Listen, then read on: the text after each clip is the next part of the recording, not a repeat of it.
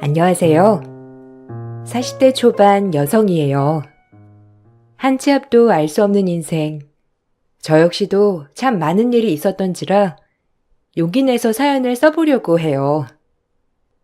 어렸을 적 부모님도 기억이 나지 않을 정도의 나이에 보육원에 들어갔어요. 당연히 부모의 사랑을 몰랐던 터라 그곳에서 그저 캠프 생활하듯 보육원 친구들과 지냈습니다. 워낙 어려서 들어왔기 때문에 보육원 친구들이 부모님 얘기를 할 때 전 기억조차 없던 터라 할 말도 없더라고요. 그리고 제 나이 10살이 되던 해 보육원에 새로 들어온 친구를 알게 되었어요. 교통사고 후 기억조차 잃고 보육원에 들어온 친구였거든요. 그 친구도 아무런 기억이 없었고 저 역시도 부모님에 대한 기억이 없었기 때문에 다른 친구들보다 공감대 형성은 굉장히 잘 되었던 것 같아요. 그렇게 저희는 점차 가까워졌고 친구로 잘 자랐죠. 보육원을 나가야 할 나이가 될 시점에 서로 이미 너무 좋아하게 돼버려서 그저 좋아하는 마음 하나로 혼인신고를 하고 살았어요. 아무것도 가지지 않았고 그저 기계와 열정 하나로 시작한 결혼 생활이었습니다. 남편은 참 착한 사람이었어요. 우리 둘이 보육원 나와서 이렇게 똑같이 공장에서 일하는 것보다 내가 공장에서 일할 테니까 넌 대학을 가는 게 어때? 무슨 내가 대학이야. 하루라도 빨리 같이 벌어서 열심히 살아야지. 안 그래? 난 괜찮으니까 같이 버는 게 나을 것 같아. 똑같은 소리 듣고 싶어? 너라도 내가 밀어줄게. 나중에 아이 낳고 살 건데 부모 중 한 명은 그래도 대학 문턱은 밟아야지. 그래도 자기 혼자 이렇게 힘들게 사는 거 싫은데. 벌어도 같이 벌어야지. 그래야 빨리 집도 사고 떵떵거리며 살지. 배움은 남 주지 않아. 너라도 배워야지. 난 괜찮으니까 네가 꼭 대학에 가서 많이 배웠으면 좋겠어. 부탁할게, 이렇게. 남편은 저에게 아이를 낳아서 키우려면 그래도 제대로 된 부모가 돼야 되지 않겠냐며 대학을 권유했어요. 아이가 생기기 전에 제 뒷바라지를 해주고 싶다며 말이죠. 너무 고마웠지만 한편으론 미안했습니다. 남편이 학교 다닐 때부터 엄청 똑똑한 것을 알았기 때문에 본인이 학교에 더 가고 싶어 한다는 것을 알았거든요. 하지만 남편은 한사코 저보고 대학을 가라고 하더군요. 염치가 없게도 전 그 제안을 수락했어요. 저 역시 평범한 20대를 누리고 싶었고 남편에게 등 떠밀린다는 핑계로 일보다는 대학을 선택했죠. 그렇게 전 대학생이 되었고 남편은 저에게 뒷바라지를 해주었습니다. 그 무엇보다 마음이 참 고마웠어요. 자기가 대학을 가는 게 낫지 않아? 난 이래도 상관없어. 학교 다닐 때 우동생은 자기였잖아. 내가 일할게. 자기가 학교 가. 아니야, 너 먼저 가. 그리고 나중에 기회 되면 내가 갈게. 정말 너 뒷바라지 해주고 싶어서 그래. 그러니까 꼭 가는 거다. 너무 고마워. 내가 면목이 없지만 그래도 당신 뜻대로 공부 열심히 할게. 자기가 나 뒷바라지 한 거 후회 안 되게 말이야. 남편의 마음이 고마워 눈물이 났습니다. 애초에 우리 둘이 부모님을 잘 만나고 보육원 출신이 아니었다면 걱정하지 않아도 될 일들을 왜 이렇게 걱정을 하나 싶은 마음도 들었죠. 그렇게 전 대학을 가게 되었고 남편이 힘들게 밤낮으로 교대 근무를 해가며 일을 하는 것을 알았기 때문에 저 역시 공부에 매달렸죠. 오히려 결혼을 하고 대학을 가니 공부에만 집중할 수 있는 게 참 좋더라고요. 남들은 미팅이다, 아르바이트다, 바쁜 대학 생활이었지만 전 오로지 남편 뒷바라지 덕에 공부만 했거든요. 누군가가 이렇게 서포트 해준다는 게 참 좋았고, 처음 받아보는 서포트였기 때문에 남편한테 고마운 마음이 가득했어요. 당신 때문에 너무 고마워. 이렇게 아무것도 신경 쓰지 않고 공부만 할 수 있어서. 나 이번에도 장학금 받을 것 같아. 기특하다, 진짜. 매번 장학금 안 놓치고 이렇게 공부를 할 수 있다니. 너무 대견해. 조금만 더 버티자. 그러면 될 거야. 나야 뭐 편하지. 자기가 벌어다 주는 돈에 진짜 공부만 하면 되는데 뭐. 우리 학교에서 내가 제일 편하게 공부할걸? 그래도 그렇게 공부하기가 쉽지 않은데 내가 너 뒷바라지 해주는 보람이 있어. 그러니까 지금처럼만 해. 알겠지? 제가 갔던 과는 간호학과였어요. 무엇보다 취직이 잘 돼야 될 것 같았고, 평생 직장으로 삼아도 괜찮겠다 싶어 현실적으로 선택한 과였어요. 현실적으로 골랐지만 다행히 과는 저와 잘 맞았고, 우수한 성적으로 졸업 후 저는 바로 서울의 대형 병원에 신입 간호사로 취직을 하게 되었어요. 3교대 근무를 해야 했지만 그래도 사회초년생 치곤 월급이 꽤 많았죠. 신랑 혼자 벌다 둘이 벌게 되니 오히려 여유가 있었어요. 그리고 저는 신랑에게 고마운 마음을 담아 공부를 하고 싶으면 하라고 제안을 했어요. 그리고 저 역시 남편이 저에게 그랬던 것처럼 남편에게 뒷바라지를 해주고 싶었습니다.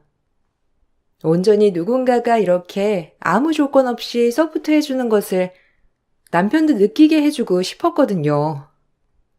하지만 남편은 그 제안을 거절하더라고요. 아무래도 아이도 낳아야 하고 현실적으로 가장이 마냥 공부를 할 수 없다고 생각한 것 같았어요. 그런 남편을 설득하는 것도 많은 시간이 소요되었죠. 자기도 이제 공부해보면 어때? 내 뒷바라지 하느라 공부 못했잖아. 그러니까 이번엔 바꿔서 자기가 학교 갔으면 좋겠어. 아니야. 나는 지금 하는 일도 적성에 잘 맞고 좋아. 그리고 가장인데 가장 역할을 해야지. 난 괜찮으니까 신경 쓰지 마. 그래도 자기 공부하고 싶잖아. 아니야? 학교 다닐 때 자기가 얼마나 공부를 열심히 했는데 얼마나 하고 싶겠어. 지금이 좋아. 이렇게 일하고 돈 버는 거. 어차피 공부도 돈 벌기 위한 수단으로 하는 건데. 지금 생활에 만족해. 괜찮아. 나 만나서 공부시켜주고 자기 이렇게 희생하는 거 절대 안 잊을 거야. 너무 고마워. 혹시라도 공부하고 싶으면 꼭 얘기해. 남편은 한사코 공부하기를 거부하면서 그래도 본인이 가정을 책임져야 한다고 했어요. 한참을 설득하다 남편이 절대 학교를 가지 않겠다는 말에 그 말은 점점 하지 않게 되었고 저와 남편 둘은 정말이지 열심히 살았습니다. 둘밖에 없어서 따로 많이 쓰는 돈보다 저축하는 돈이 많았고 어려서부터 아끼는 것이 습관이 된 터라 늘 먹는 것도 싼 거, 입는 것도 싼 거, 보기에만 나쁘지 않으면 됐지라는 마인드로 살았어요. 그리고 기다리던 보물 새 생명도 찾아왔고요. 너무 좋더라고요. 이제 아이가 찾아왔으면 좋겠다 생각했던 시점에 딱 아이가 찾아와서 얼마나 행복했는지 몰라요. 남편도 마찬가지였고요. 이제 우리한테도 아기가 생겼어. 자기도 3교대 힘드니까 그만두고 좀 집에서 쉬어. 가뜩이나 고될 텐데, 어? 아니야. 우리 병원 육아휴직도 잘 되어 있어서 걱정 안 해도 돼. 그리고 요샌 맞벌이 해야 하는 추세인데 애기 태어나면 애기가 하고 싶은 거 다 하게 해줘야지. 우리 세 식구 정말 열심히 살아보자, 자기야. 내 옆에 있어줘서 항상 고마워. 꿈만 같다. 우리한테 아이가 생기다니. 우리가 받지 못한 사랑, 아이한테는 듬뿍 주면서 키우자. 난 그럴 준비 되어 있어. 당연하지. 나도 완전 사랑 듬뿍 줄 거야. 우리 집 복덩이에 우리는 첫 부모로 만들어준 아이잖아. 꼭 예쁘게 키울 거야. 서로가 가정에 결핍이 있던 터라 이렇게 한 가정을 꾸린다는 게 정말이지 벅찼고 아이를 갖고 남편과 이런저런 얘기를 하다 우리의 부모님들은 어떤 분일까라는 말을 하게 되던 날이 있었죠. 아이를 가져보니 저를 보육원에 데려다준 부모님이 정말 이해가 가지 않더라고요. 내 자식 무슨 일이 있어도 내가 끝까지 먹여 살려야 한다는 마음이 가장 먼저 드는데 우리 부모님은 어떻게 날 모질게 버리셨을까 하는 마음도 들었고 그런 저를 남편은 참 다정하게도 많이 안아주고 위로해 주었죠. 본인도 슬플 텐데 말이에요. 아이가 태어날 날을 손꼽아 기다리며 드디어 아이가 태어났고 더할 것 없이 행복했던 나날이었어요. 우리 아기야. 어쩜 이렇게 예쁠까? 눈에 넣어도 진짜 안 아프다. 손도 잡고 발도 잡고 진짜 너무 조그만 것 봐. 자기야, 고마워. 이렇게 내 옆에 있어줘서. 우리 딸이랑 자기랑 세 식구 행복할 일만 남았어. 항상 내 옆에 있어야 하는 거 알지? 당연하지. 우리 셋은 무조건 함께야. 그러니까 걱정 말고 몸조리 잘해. 산후조리 잘 못하면 산후풍 걸린대. 그러니까 잘해야 해. 당신이 있는데 뭐가 걱정이야? 친정엄마 없어도 자기가 이렇게 옆에서 살뜰히 챙겨주니까 빈자리를 정말 모르겠어. 친정엄마가 안 계신 제가 혹시라도 산후조리를 제대로 못할까? 남편은 정말 저에게 잘했습니다. 친정엄마 못지않게 늘 미역국을 끓여댔고 혹시라도 제가 산후풍이라도 올까? 언제나 절 먼저 챙겼거든요. 손목관절 나갈까봐 아이 육아도 솔선수범하는 그런 남편이었어요. 그렇게 행복만 가득할 거라고 믿고 있던 그때였죠. 딸아이가 4살 되던 해 남편은 일하다 발작을 일으켜 응급실에 가게 되었고 상태가 위독하다는 말에 모든 검사를 마치고서 교모세포종이라는 병명을 얻게 되었습니다. 가장 흔한 악성 종양입니다. 정확한 원인은 밝혀진 게 없지만 유전학적 요소도 있고 환경적 요소도 있어서 발생하는 암이죠. 종양의 성장 속도가 굉장히 빠르기 때문에 하루라도 빨리 종양을 제거하고 방사선 치료랑 항암 치료를 하는 게 좋을 것 같네요. 네? 어쩌다 이런 일이... 아니, 수술하면 살 수 있나요? 범인은요? 생존율이 어떻게 되는데요? 제발 살려주세요. 환자가 얼마나 치료에 잘 반응하는지 봐야 할 것 같네요. 일단 속도가 빠른 만큼 하루라도 빨리 수술이 필요해요. 청천벽력 같았어요. 왜 착한 남편한테 이런 일이 일어났는지 말이에요. 그렇게 저에겐 암담한 나날들이 펼쳐지기 시작했고 저보다도 더 낙담했을 남편을 위로하는 것도 저의 몫이었어요. 무엇보다 이 어린 딸과 어떡할까라는 마음이 먼저 앞섰죠. 제발 남편이 무사하기만을 바라고 바랬지만 교모세포종은 남편을 정말 힘들게 하더군요. 남편의 멘털은 물론이고 늘 긍정적이던 남편을 어둡게 만들었고 제가 생각해도 남편이 무슨 생각을 할까 늘 걱정이 될 정도였어요.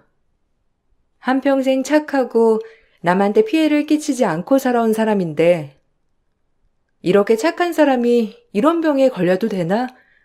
정말 세상이 불공평하다라고 생각했어요. 그래도 수술하고 방사선이랑 항암 치료하면 일단은 암 증식은 막을 수 있대. 그러니까 우리 힘내보자. 나 병원 다녀봐서 알잖아, 자기야. 교모 세포종이라도 생존율 많은 사람들은 많으니까 우리 이 시련 같이 이겨내보자. 내가 옆에서 도와줄게. 내가 왜 이런 병에 걸린 거야? 도대체 내가 뭘 잘못했길래? 이 세상에서 제일 열심히 살았는데 왜 나한테 이런 일이? 내가 옆에서 지켜줄게, 자기야. 좌절하지 마, 제발. 당신한테 나랑 지우가 있잖아, 어? 그러니까 제발 힘내줘. 이럴 줄 알았으면 더 열심히 살걸. 어차피 결과가 이럴 줄 알았으면 미안해. 지금은 아무 말도 하고 싶지도 않아. 남편의 꺼이꺼이 울음소리에 가슴이 미어졌어요. 그래도 남편은 저와 딸을 위해 악착같이 치료에 전념했고, 전 모아놓은 돈으로 남편의 수술비와 병원비에 쏟았어요. 생활비도 필요했기 때문에 어린 딸을 어린이집에 맡기고 그 시간에 병원 아르바이트를 하고 밤에는 대리운전도 했습니다. 그렇게 밤낮으로 남편의 치료비와 생활비를 벌기 위해 애썼죠. 남편의 병원비가 워낙 컸기 때문에 생활비는 밑빠진 독에 물 붓기더라고요. 아무리 저 혼자 노력해도 늘 허덕이는 삶이었고, 그렇다 해도 남편의 치료는 포기할 수 없었어요. 저와 딸을 위해 희생한 남편을 이대로 포기할 순 없었거든요. 그럴수록 이를 악물었고, 어떻게든 남편을 완치시키고 우리 딸아이와 새 식구 행복했던 때로 돌아가겠다고 다짐하고 또 다짐했어요. 미안해. 나 때문에 힘들지? 돈도 만만치 않게 들어갈 텐데 너 밤낮으로 그렇게 일하는 거 보니까 마음이 너무 안 좋다. 전혀. 자기가 나 뒷바라지 해준 건 생각 안 해? 자기랑 우리 지유 위해서라면 진짜 괜찮아. 그러니까 자기 걱정하지 마. 자기는 치료해서 나을 생각만 해. 그게 나 도와주는 거니까. 자기 없는 삶 상상할 수도 없어. 그러니까 그런 생각일랑 아예 하지 마. 한 번씩 남편이 제 걱정을 많이 했지만 병마와 힘들게 싸우고 있는 남편을 걱정시키고 싶진 않았어요. 남편에게 늘 웃어 보이며 밤낮으로 달렸고, 남편의 치료는 끝나갈 기미도 보이지 않았죠.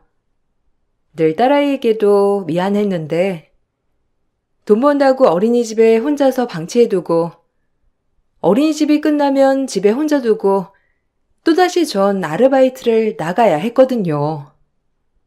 부모의 사랑을 받지 못한 터라 딸에게 온전한 사랑을 주고 싶었는데 참 사는 게 뭔지 딸아이까지 케어할 여력이 없었죠. 그렇게 죄책감까지 생겼답니다. 아이를 돌봐줄 친정이 있는 것도 아니었고 시댁이 있는 것도 아닌 저한테는 딸아이를 혼자 둔다는 게 제일 미안한 일이었죠. 시간은 하염없이 흘러 3년이란 시간이 흘렀어요. 어느덧 딸아이는 7살이 되었는데 다행인지 늘 혼자인 딸은 엄마 아빠가 걱정할까봐 그랬는지 항상 밝은 모습을 보여주었죠. 남편도 병마와 싸우면서 딸아이를 보며 웃는 날이 더 많았고요. 그래도 좋아지는 추세이니 너무 낙담하진 마세요. 치료가 오래 걸려도 환자 의지가 제일 중요합니다. 증식이 빠른 만큼 약 쓰는 게 독해서 그렇지. 환자만 잘 버텨준다면 말이죠. 보호자분도 지치시겠지만 조금만 더 힘내주세요. 감사합니다. 그래도 희망적인 말씀 많이 해주셔서 정말 감사해요. 남편만 희망의 끈을 놓지 않는다면 제가 더 힘내야죠. 간혹 교수님 면담 때 교수님이 늘 저에게 이런 좋은 말씀을 많이 해주셨어요. 그 신락 같은 희망으로 남편의 치료가 이어졌고 중간에 좋아지면 퇴원을 해서 집에서 시간을 보내다가 조금 안 좋아지면 입원을 반복하는 과정이 있었지만 제 옆에 남편이 있어준다는 것만으로도 전 행복하다고 늘 되뇌었어요. 하지만 돈이 문제였죠. 벌어도 아이 유치원비에 집 생활비, 대출값, 남편 병원비를 감당하기에 정말 역부족이었어요. 몸은 하나이고 일할 수 있는 것은 한정적이고 정말 최악이었습니다. 네, 안녕하세요, 사장님. 혹시 거기 고깃집에서 2시간 정도 아르바이트는 안 될까요? 제가 시간이 2시간은 괜찮을 것 같은데. 아이고, 우린 풀타임을 원하는데. 꼴랑 2시간은 안 될 것 같네. 애기 엄마 사정이야. 내가 알아서 좀 딱하긴 한데. 아, 아니에요. 당연하죠. 풀타임 아르바이트 쓰시는 게 더 나으시겠죠. 제가 괜한 소리를 해서 사장님 불편하게 해드렸네요. 돈이 필요했던 저는 동네 이곳저곳 또다시 시간을 쪼개서 아르바이트 할 곳을 찾아다녔어요.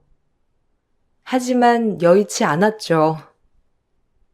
남편 치료비마저 거의 바닥이 나기 시작했고 아무에게도 털어놓을 수 없는 이 모든 것들을 저 혼자 감당하긴 너무 힘들더라고요.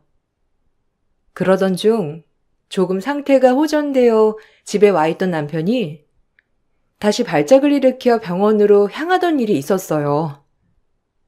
남편은 결국 다시 입원을 하게 되었고 정신이 아예 없었죠. 앞날이 안 보이는 나날이었고 어떻게 하면 좋을까 하고 멘탈적으로 너무 힘이 들더라고요. 잠깐 쇼크가 온 것 같아요. 조금 쉬면서 수액 맞고 하면 안정을 다시 취할 수 있을 것 같으니 보호자분 너무 놀라지 마세요. 네, 감사합니다. 바로 태어나는 게 아니었는데 너무 섣불리 퇴원을 결정했나 봐요. 제발 이번에도 아무 일 없기를요. 의사 선생님은 또 한 번 저를 위로해 주었어요. 그렇게 아무 생각 없이 어린 딸과 망연자실하며 있는데 딸아이가 뜬금없는 말을 하는 게 아니겠어요? 정말 신기하게도 딸아이의 말 한마디가 정말 모든 것을 다 바꿔놓게 되었어요. 엄마, 아빠가 왜 TV에 자꾸 나와요? 아까부터 저기 TV에 자꾸 아빠가 웃으면서 얘기하잖아. 저기 봐봐. 아, 무슨 소리야. 지우야, 엄마 지금 좀 힘드니까 잠깐 눈 좀 감고 있어도 될까? 지우가 이해해 줄 수 있지? 아니, 저기 아빠가 계속 나오는데? 저기 먼저 봐봐. 아빠 하나도 안 아파 보여. 저기서 계속 웃고 있잖아. 무슨 소리인가 싶기도 하고 망연자실에 딸아이가 가리킨 병원 전광판을 본 순간 정말 기함하는 줄 알았죠. 딸아이 말대로 남편이 의사 가운을 입고 화면 한복판에 나오고 있던 거였어요.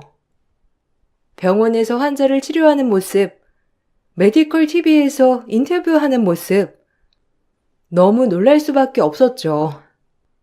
전 그 모습을 보고 일단 전광판에서 남편을 안내해주는 과에 가서 남편과 똑같이 생긴 남자 교수 의사를 보게 되었습니다.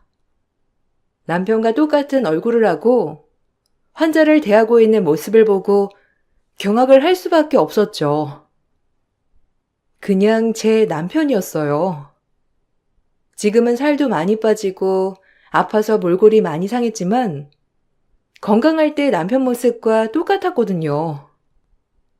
어떻게 이런 일이 있을까 싶기도 하면서 계속 보게 되었고, 그리고 혹시라도 하는 생각으로 그 의사에게 다가갔어요. 저, 괜찮으세요? 안색이 안 좋은데? 정형외과 오신 거 맞으신가요? 여기 과들이 나눠져 있어서 불편하시면 앉았다 가세요. 어머, 혹시 형제가 있으신가요? 잃어버린 형제라든지 아님 가족이라든지 남자 형제 있지 않으세요? 가까이 보니 정말 남편이랑 똑같이 생겼더라고요. 더욱더 말이 안 나왔지만 꼭 물어보고 싶었죠. 혹시나 하는 마음에요. 남편의 얼굴을 한 남자 의사는 복도를 지나가다 저를 발견하고 안색이 안 좋아 보인다며 좀 앉았다 가라고 했지만 전 대뜸 그 의사에게 남자 형제가 있냐고 물어봤습니다. 제 말에 흠칫 놀라더라고요. 그리고 그 의사의 한마디 한마디가 정말 놀라웠죠. 우리 가족이 모르던 남편의 엄한 실체가 드러나는 순간이었거든요. 어떻게 이런 우연이 있나 싶을 정도로 굉장한 일이었어요. 누구시죠? 형제가 있긴 있어요. 쌍둥이인데. 혹시 무슨 일로? 제 동생을 아시나요? 아님, 혹시 주변 분이 아시나요? 쌍둥이요? 잃어버리지 않았어요? 제 남편이에요. 지금 선생님 동생 신경외과에 입원해 있어요. 아니, 어떡해. 전광판 보고 많이 놀랬어요. 근데 어떻게 동생인데 평생 찾지를 않을 수 있죠? 당신 동생 얼마나 불쌍하게 자랐는데. 제 동생이 여기 입원해 있다고요? 아니, 재수 씨라고요? 아, 평생 저희 부모님이 얼마나 찾았는데 제 동생을. 당장 보러 갈게요. 그리고 버린 게 아니에요. 저랑 어렸을 적 나갔다가 동생이 없어졌고 그 이후로 소식이 끊겼어요. 평생을 죄인으로 살았습니다. 부모님도 마찬가지고요. 그때부터 어머니는 충격으로 몸이 많이 쇠약해지셔서 병을 얻어 6년 후 돌아가셨고요. 정말 최악이었죠. 그런데 여기서 내 동생을 보게 되다니 당장 보러 갈게요. 빨리 보고 싶거든요. 그 의사도 믿을 수 없다는 듯이 말을 이어나갔고 저 역시 굉장히 놀랄 수밖에 없었어요. 어떻게 이런 일이 있나 싶었거든요. 알고 보니 남편은 쌍둥이였고 그 쌍둥이 형이란 사람은 남편이 치료받고 있는 병원의 정형외과 교수였어요. 가끔 신경외과 교수님이 닮은 환자가 있다고 얘기는 했었지만 그냥 웃어 넘겼다고 했죠. 남편이 기억을 잃은 것도 모르고 이름도 성도 다 달랐기 때문에 절대 쌍둥이 동생이라고 생각한 적이 없다고 하더라고요. 세상에 이런 일이 있을 정도로 우연의 연속이었죠. 신경외과 교수가 저 닮은 환자가 있다고 했는데 설마 했어요. 이름도 달랐고 성도 달랐거든요. 나랑 헤어질 때가 10살 정도였는데 본인 이름을 기억 못할 리가 없으니까 그냥 대수롭지 않게 여겼는데 어떻게 이런 데서 내 동생을 만나다니. 기억을 잃었어요. 이미 보육원에 들어왔을 땐 사고를 당했었고 그 후에 아무것도 기억을 못하는 상태였거든요. 아, 다 저 때문이에요. 제가 그때 놀러 나가자고 하지만 않았어도 평생 이런 일은 없었을 텐데 늘 죄책감에 시달렸습니다.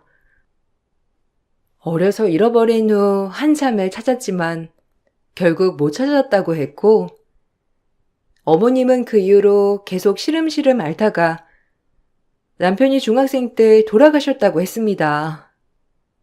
어머님 병명도 교모 세포종이라고 했어요. 아직까지도 아버님은 남편을 오매불망 찾기를 바란다고 했고요. 그 얘기를 들으니 눈물이 주룩주룩 쏟아졌어요. 남편의 형은 그 길로 입원한 남편을 보러 갔고 정말이지 얼굴이 똑같았습니다. 희미하게 의식을 되찾은 남편은 형의 얼굴을 보자마자 흠칫 놀랐고 본인이 쌍둥이라는 사실을 얘기해주자 믿기지 않는 듯이 입을 다물지 못하더라고요. 그리고 그 둘은 꺼이꺼이 울어댔습니다. 저도 마찬가지로 그 모습을 보고 한참을 울었고요. 너 엄청 찾았어.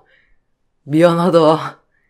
그때 내가 나가자고 하지만 않았어도 이런 일은 없었을 텐데. 아버지가 너 아직도 찾고 계셔. 네가 기억이 있었더라면 찾기가 쉬웠을 텐데 정말. 미안해. 그래도 이제라도 널 볼 수 있어서 정말 다행이다. 지서씨, 감사해요. 형, 어떻게 이런 일에. 난 우리 부모님이 날 작정하고 보육원에 데려다 준 줄 알았어. 어머니는? 아버지는?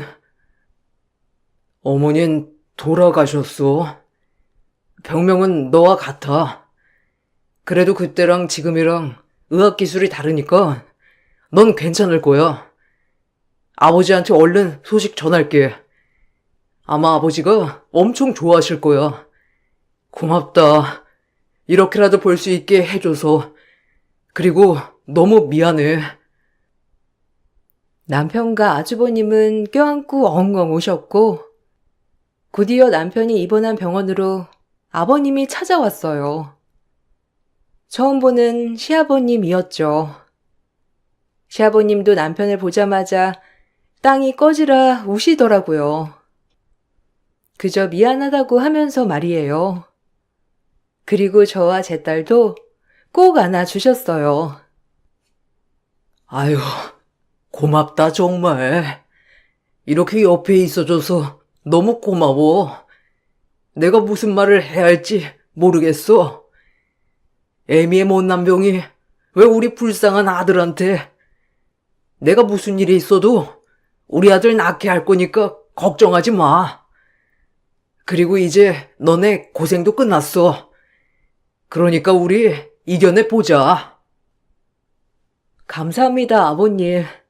그래도 의사 선생님께서 많이 좋아졌다고 하셨어요. 이제 지우 아빠가 이겨내는 일만 남았어요. 다 네 덕분이다. 우리의 치료 포기 안 하고 어려운 환경에서도 밝은 모습 잊지 않아줘서 너무 고맙다. 내가 무슨 말을 해야 할지. 이제 와서 아비라고 나타나 참 면목이 없어. 진작 더 빨리 적극적으로 찾았어야 했는데 그럼 너희가 고생도 덜 했을 텐데. 아니에요.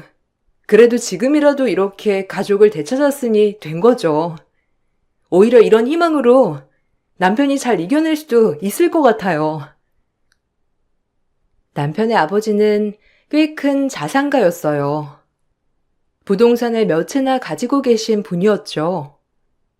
여태까지 밀린 병원비를 다 내주셨고 남편 병실 또한 특실로 옮겨주셨어요. 그리고 남편의 형이 병원 직원이었기 때문에 임직원 할인도 받을 수 있었죠.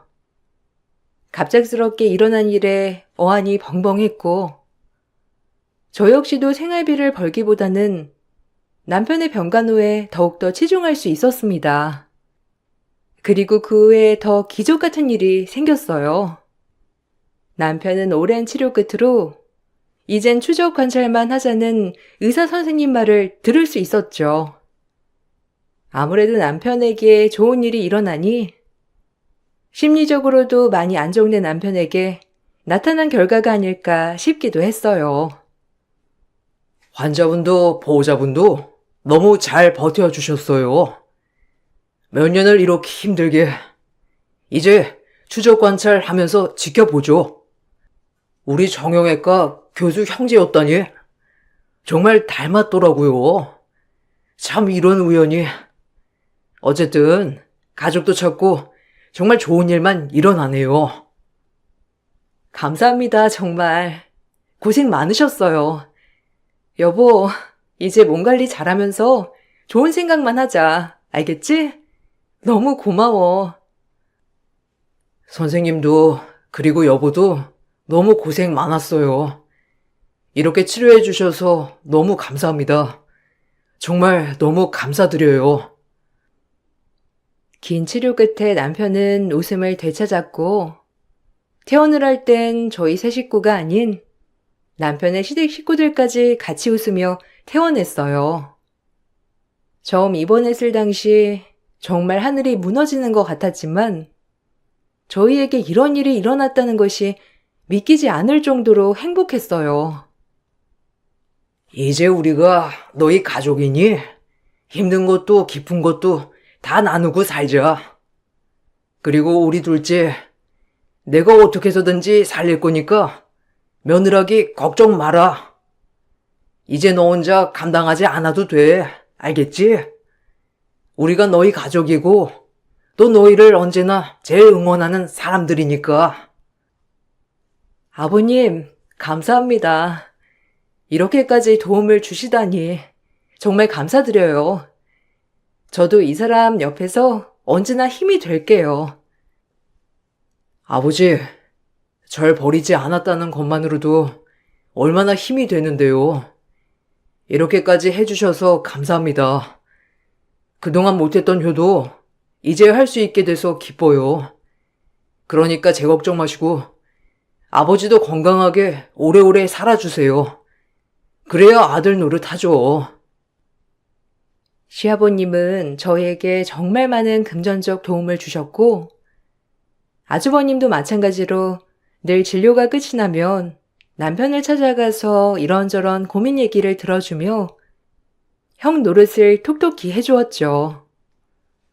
그리고 무엇보다 남편이 버림받지 않았다는 것, 그리고 이렇게 식구들이 간절히 찾았다는 것을 알게 되니 마음의 병이 치유가 되면서 병이 나았나 싶기도 해요. 퇴원 후 저흰 바로 어머님 납골당으로 인사를 드리러 갔습니다. 남편은 어머님 납골함 앞에서 정말 많이 울었고, 아주버님과 아버님도 마찬가지로 눈물을 흘리셨죠. 오매불망 아들만 기다렸을 어머님이 안타깝기도 하면서 마음이 아팠어요.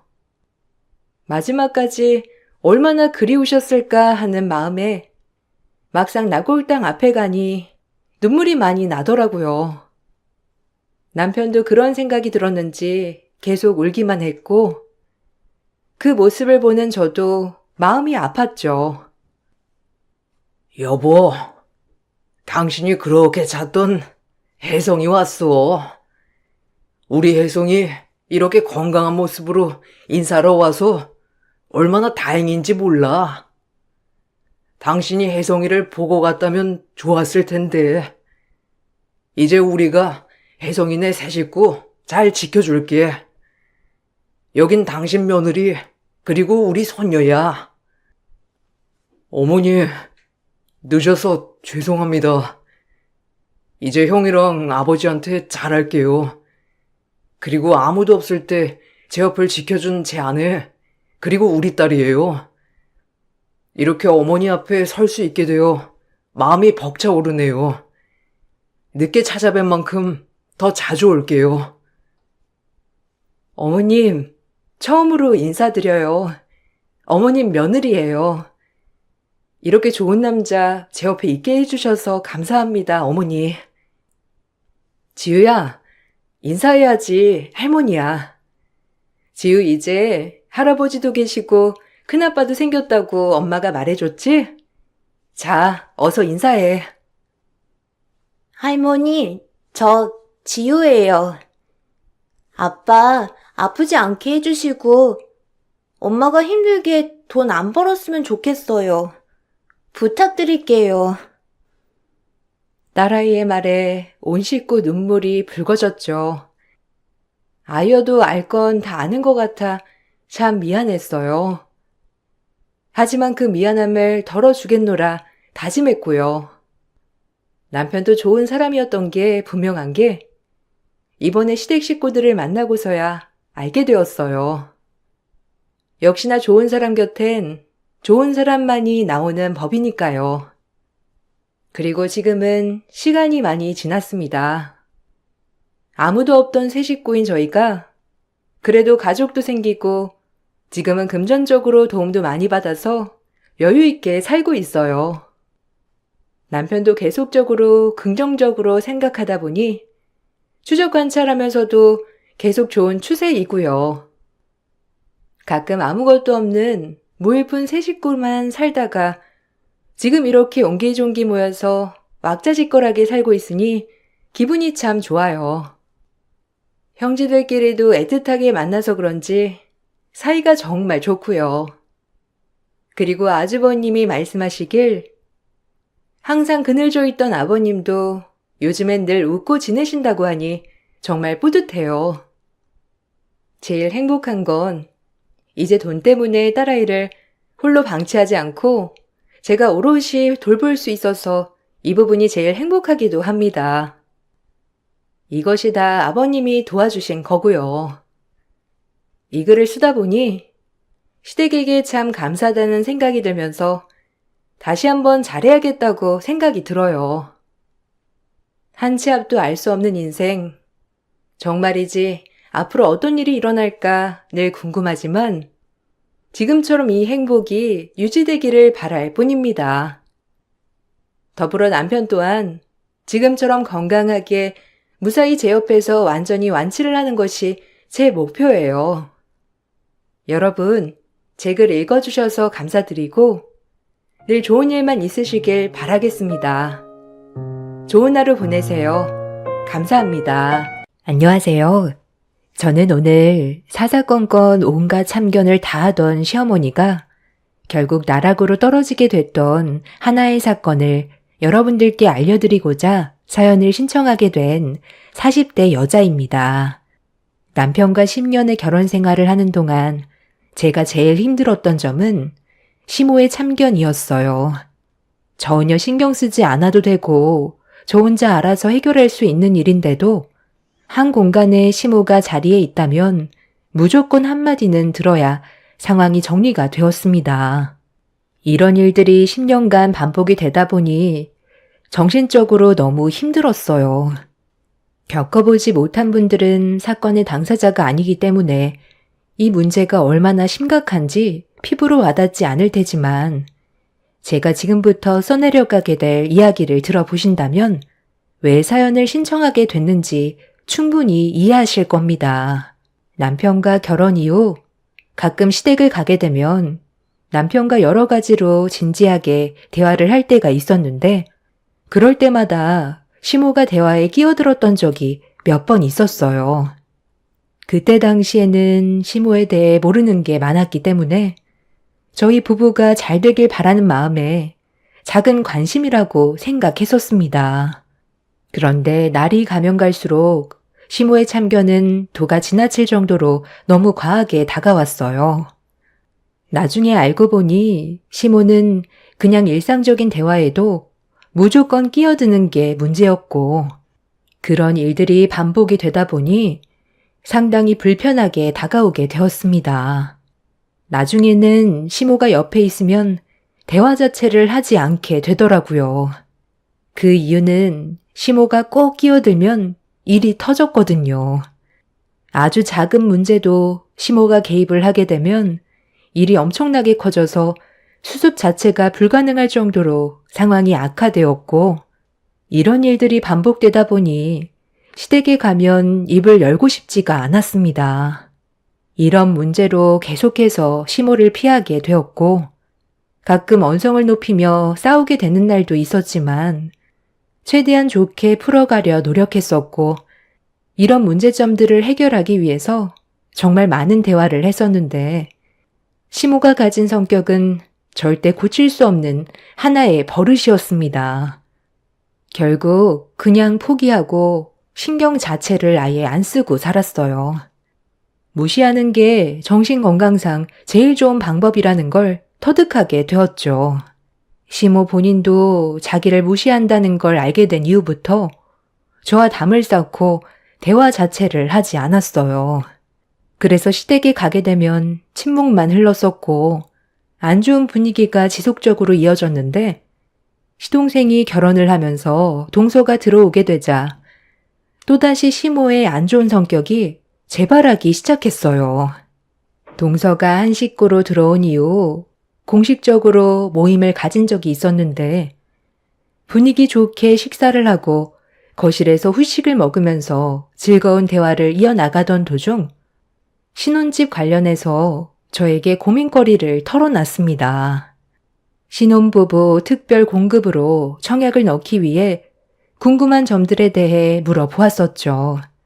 그래서 제가 아는 선에서 동서에게 설명을 해주고 있었는데 시모가 갑자기 저와 동서 사이에 끼어들어 앉더니 대뜸 이상한 말을 하기 시작했어요.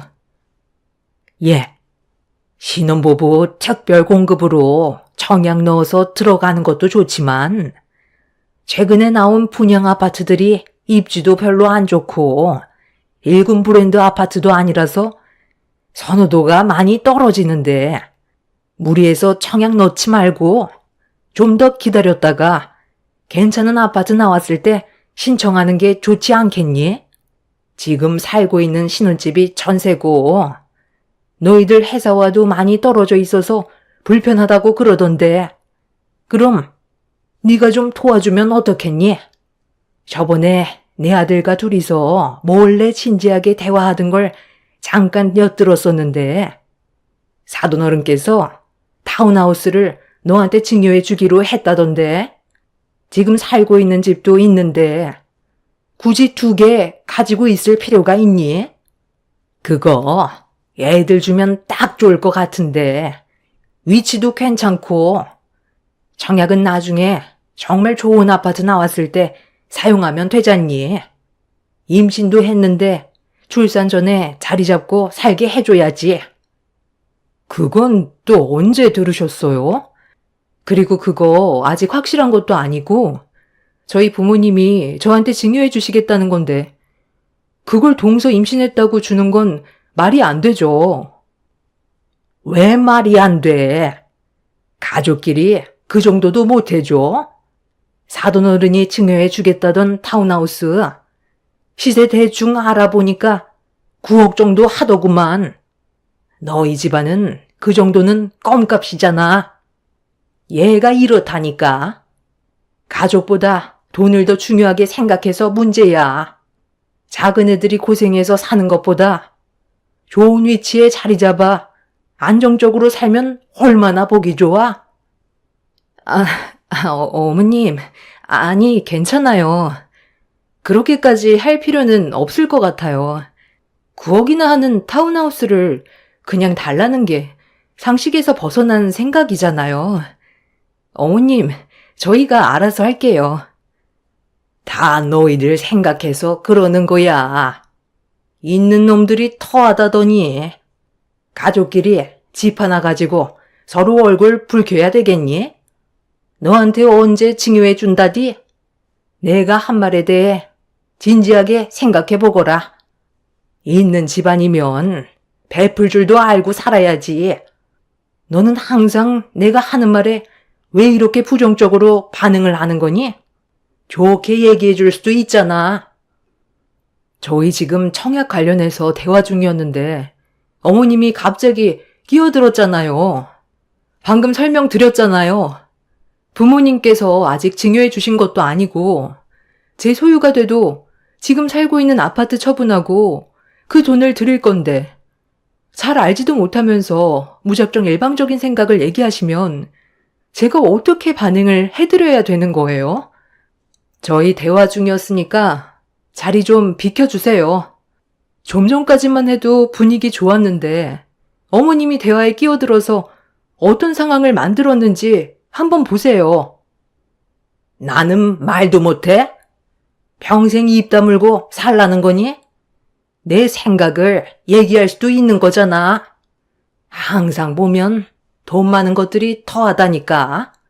나 같으면 타운하우스에 살라고 넘겨줬다.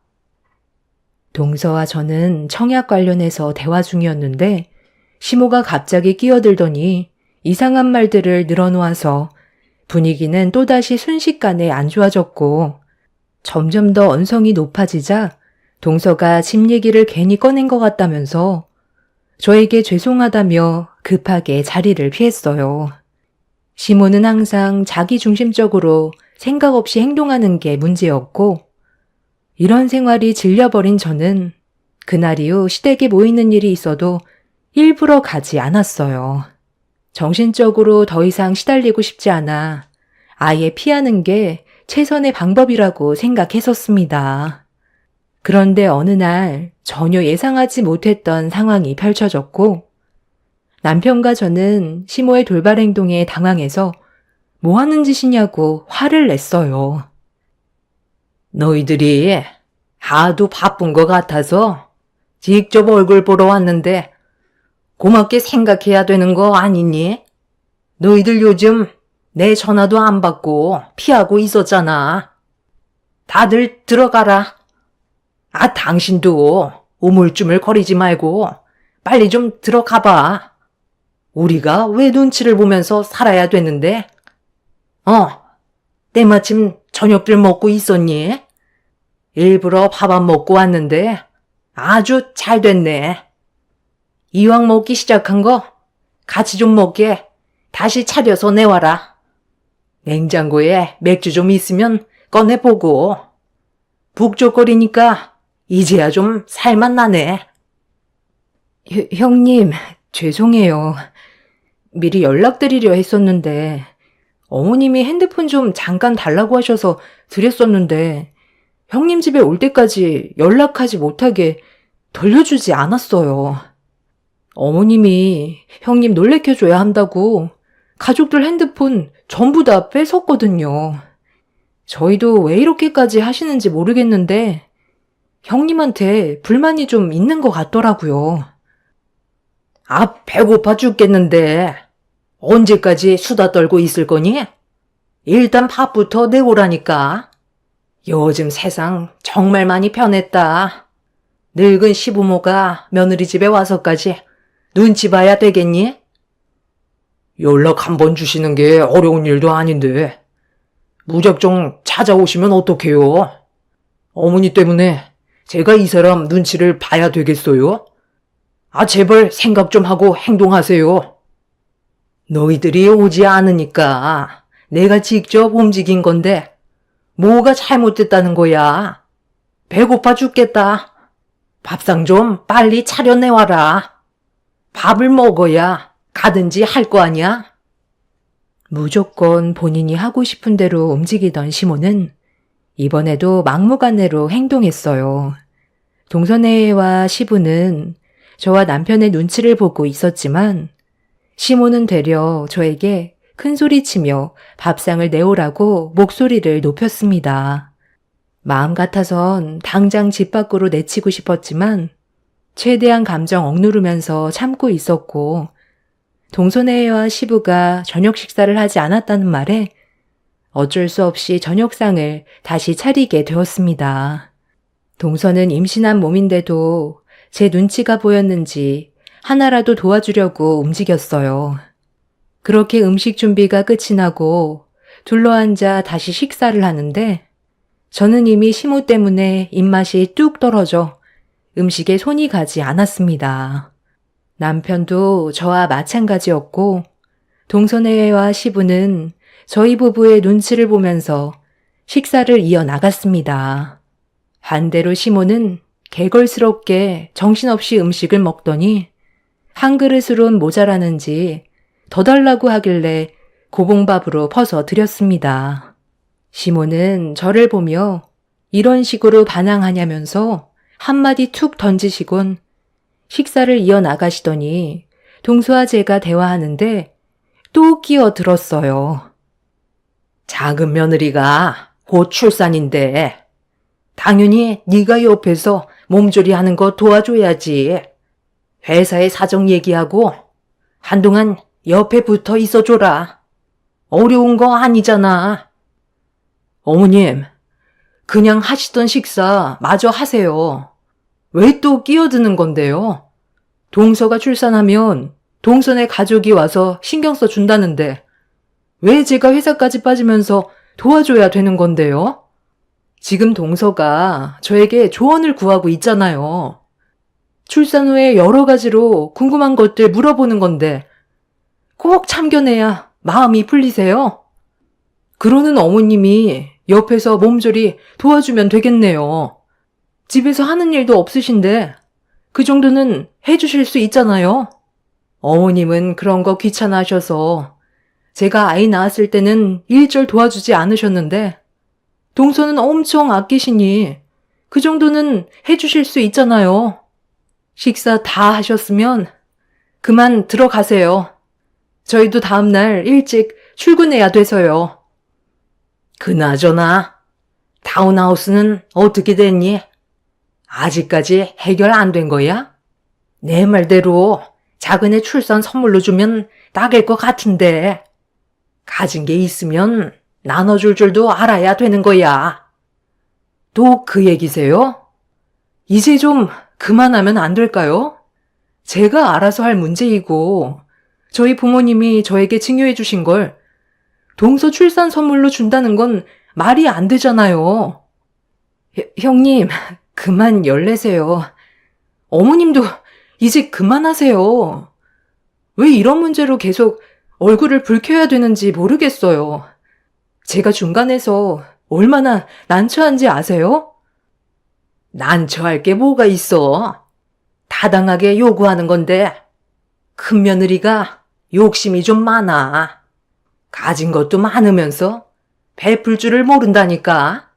가족이면 당연히 요구할 수 있는 거지.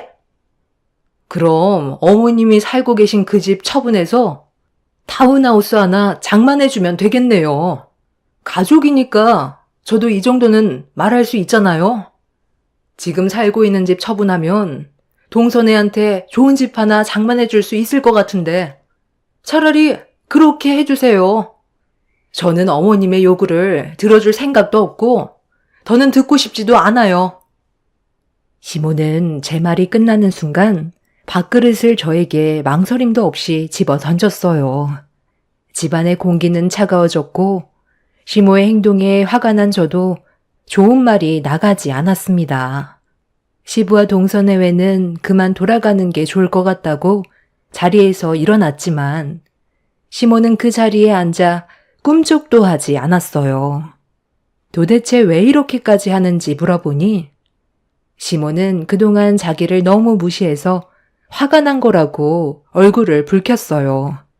무시를 한 게 아니라 상식적으로 말이 안 되는 요구와 대화를 할 때마다 끼어들어 상황을 악화시키는 시모의 잘못된 행동들이 저를 너무 힘들게 해서 거리를 두는 것뿐이라고 설명드렸지만 시모는 자기를 서운하게 만든 행동들에 대해 화가 많이 났다고 제 말을 귀 기울여 듣지 않았습니다. 가족들 모두 시모가 잘못한 거니 그만하라고 말했지만 시모는 끝까지 고집을 부렸습니다. 남편은 그런 시모에게 많이 실망을 했는지 결국 행동으로 움직였고 강제로 시모를 밖으로 내쫓아 버렸어요. 문 앞에서 난리치는 거 동서내외와 시부가 겨우 말려서 집으로 돌아가긴 했지만 이런 상황들이 너무 짜증이 났어요. 매번 말끝마다 참견하고 말도 안 되는 억지까지 부리는 시모와 더는 얼굴 보며 살고 싶지가 않았습니다. 그래서 그날 남편과 진지하게 대화를 주고받았어요. 최대한 시모와 멀리 떨어져 사는 게 최선의 방법인 것 같아 저희 부부는 다른 지역으로 집을 알아보게 되었습니다. 큰일 아니면 얼굴 안 보고 사는 게 정신건강상 좋을 것 같아 최대한 거리를 두기 위해 저희 부부는 결국 이사를 선택하게 되었고 시모 몰래 집을 옮겨버렸습니다. 시간이 꽤 걸렸지만 그래도 제가 해결할 수 있는 최선의 방법이었죠. 뒤늦게 이 사실을 알게 된 시모는 저에게 전화를 했어요. 어느 정도 예상은 하고 있었지만 역시나 연락도 없이 전에 살던 집에 방문을 하셨고 이사를 갔다는 말을 듣게 되자마자 저에게 전화해서 허락도 없이 움직였다며 화를 냈습니다. 저는 그동안 시모에게 받았던 안 좋은 감정들에 대해 털어놓으면서 너무 힘들어서 이사 결정하게 된 거라고 명절 외엔 시댁에 갈 일은 없을 것 같다며 확실하게 제 생각을 전달했어요. 그렇게 한동안 조용하게 지낼 수 있었고 늦은 감이 있었지만 제 삶을 찾은 것 같아 마음이 한결 편해졌었는데 얼마 뒤 동서의 출산이 임박했다는 소식을 접하게 되었습니다. 저희 부부는 서둘러 산부인과를 찾았는데 그 자리에는 시부모와 시동생 그리고 동선의 가족분들이 한자리에 모여 계셨어요. 그런데 모두들 심각한 얼굴로 분만실을 바라보고 있었습니다. 남편이 시동생한테 어떤 상황인지 물어봤는데 뱃속에 있는 아이가 너무 커서 자연분만을 시도하다가 산모가 정신을 잃어 급하게 수술을 준비 중이라는 말을 듣게 되었습니다. 그렇게 모두들 분만실 앞에서 긴장한 가운데 잠시 뒤 아이의 울음소리가 산부인과에 울려 퍼졌고 분만실에서 나온 원장님은 아이와 산모 둘 다 무사하다며 가족 모두를 안심시켜 주었는데 시모가 제 옆으로 다가오더니 작은 애 순산 선물로 타운하우스를 선물로 주라며 또다시 쓸데없는 말을 뱉기 시작했어요. 작은 애 출산 선물로 타운하우스 달라는 게 그렇게 어려운 문제도 아닌데 끝까지 고집 부릴 거야? 애들이 안정적으로 살아갈 수 있게 네가 도와주면 좋잖니. 내가 슬쩍 알아보니까 최근에 너한테 증여했다더구만. 그런데 너는 이사한 지 얼마 안 됐잖아. 그럼 또 이사하려는 건 아닐 텐데 공실로 계속 비워둘 거니? 아직도 그 얘기세요? 저희가 오죽했으면 이사했겠어요. 제발 그만 좀 하세요. 그리고 저희 부모님이 저한테 증여해 주신 건 맞지만 이미 다른 사람이 살고 있다고요. 어떤 상황인지 잘 알지도 못하면서 왜 이렇게 고집을 부리세요? 제가 몇 번이나 싫다고 말씀드렸으면 그만하면 안 되는 거예요? 여기까지 와서 얼굴 붉혀야겠어요? 세입자 쫓아내고 내 작은 아들과 며느리 집어넣으면 되는 거지. 가족이 우선 아니니? 너는 작은 애들이 좁아 터진 집에서 살길 원하는 거야?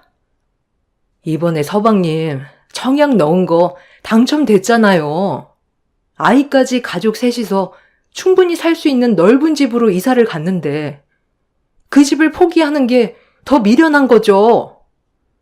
그럼 내가 들어가 살면 되겠다. 우리 애들 들어가게 되면 나도 자연스럽게 같이 살까 했는데 그게 안 된다면 그 집 나한테 줘라. 그래도 되는 거지? 아, 그만 좀 하지 못해? 여기까지 와서 미련을 못 버리는 거야? 이미 그 집엔 다른 사람들이 살고 있다잖아. 언제까지 며느리 속을 긁고 놓을 건데? 저기 김하선 사모님 보호자분들이시죠? 대화하시는데 갑자기 죄송하지만 아이와 산모 둘 다 무사한 건 맞지만 아직 말씀드리지 못한 게 있거든요. 아이한테 약간의 문제가 생겼습니다. 분만실 앞에서 시모와 언성을 높이며 안 좋은 말을 주고받고 있는데 원장님이 순사는 했지만 아이한테 문제가 있다는 말을 꺼냈어요.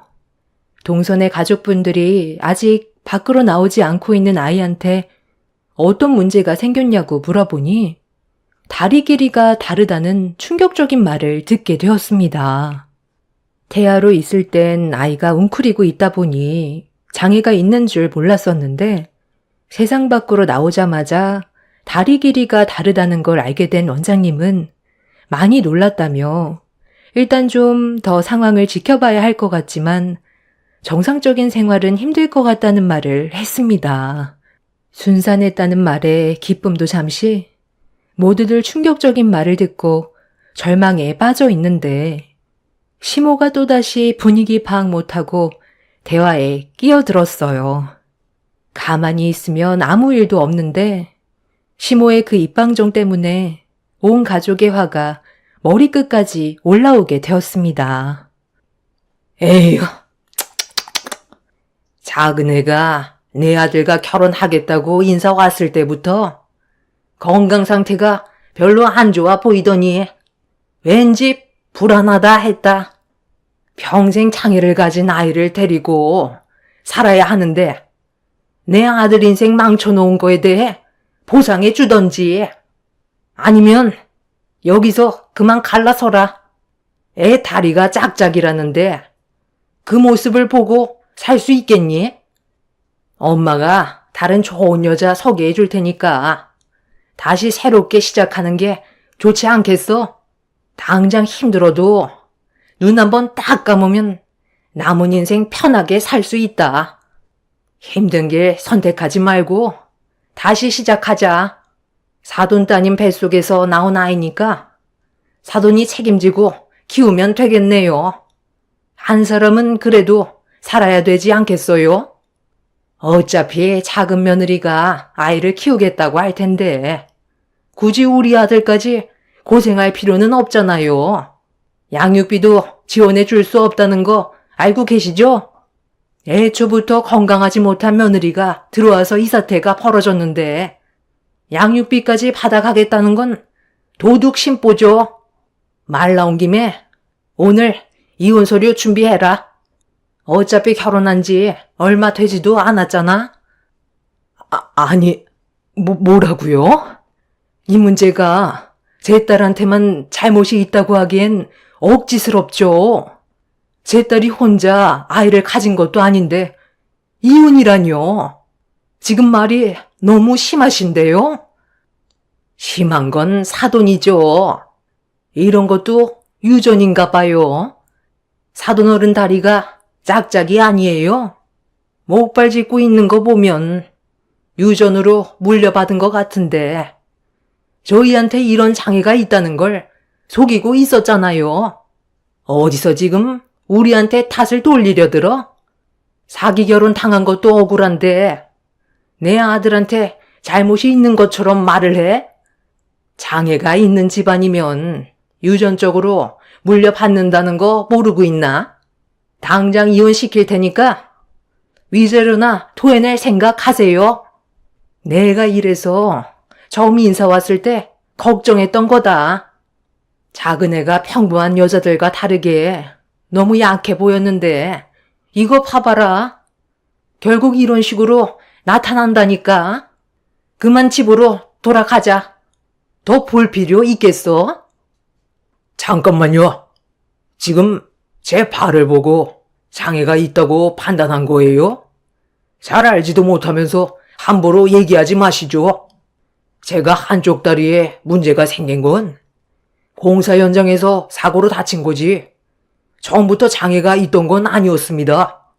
우리 집안을 함부로 판단한 거에 대해서는 저희도 그냥 넘어가지 않겠습니다. 어찌됐든 며느리 뱃속에서 만들어진 아이니까 그쪽 따님 책임인 거죠. 다른 여자들보다 건강이 약한 건 맞잖아요. 삐쩍 말라서 멸우치같이 뼈밖에 없으니 애가 제대로 자랄 수나 있었겠어요?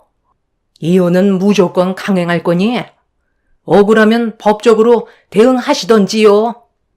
내 아들의 인생을 구하기 위해선 뭐든 할 겁니다. 당신 말이 너무 심한 거 아니야? 아직 며느리랑 아이 얼굴도 못 봤는데 일단 좀 진정해봐. 애들이 알아서 잘 헤쳐나갈 텐데 왜 이렇게 함부로 얘기하는 거야?